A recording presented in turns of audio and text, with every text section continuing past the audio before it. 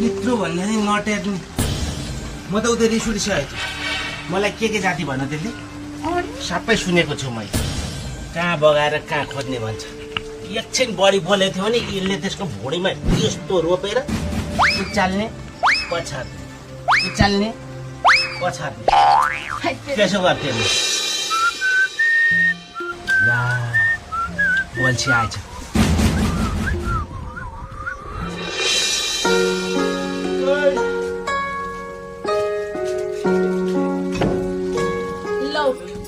माछा मार्न गएको तिमीहरू किन यति छिटै आएको भने के कुरा गरे भने के दिदीले माछा मार्न गयो भन्दैमा अनि बेलुका रातिसम्म है खोलामा बस्ने हो माछा पर्न नि पर्ने थाकेर चुला मकै बोलेर राखेको छ त्यही खाऊ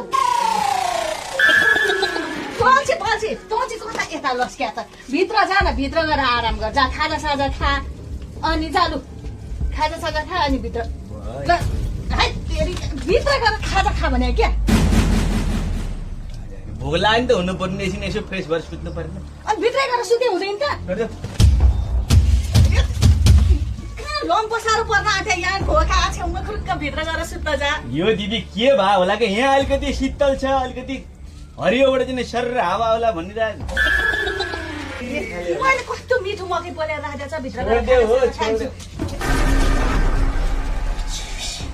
नचला र यो अब सुत्नै आँटेपछि यहाँ अडेसो लाएर सुत्दा भइगयो त अनि तेरै चुप लाएर सुत्न अडेसो लाउनु भइछ त थाक्यो थाक्यो जिन्दगी सबै थाक्यो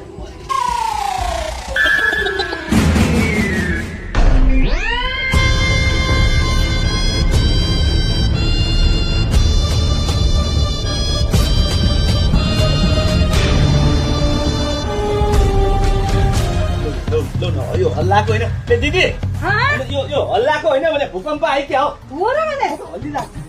हो के क्या हो त